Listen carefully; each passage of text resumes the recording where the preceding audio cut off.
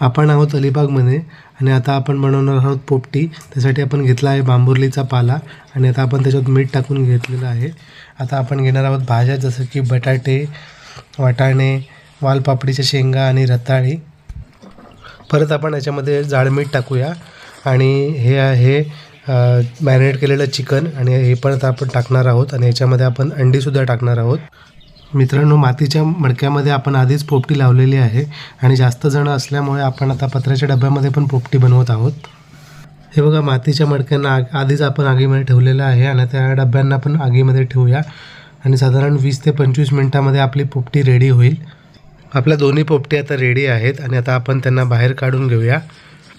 मित्रांनो, आपली गरमागरम पोपटी रेडी आहे आणि ही थंडीमध्ये खायला खूपच मजा येते। तर तुम्ही पण ही नक्की रेसिपी ट्राय करून बघा आणि हा व्हिडिओ आवडला असेल तर व्हिडिओला लाईक करा, शेअर करा आणि माझ्या चॅनलला सबस्क्राईब करा। आता आपण भेटूया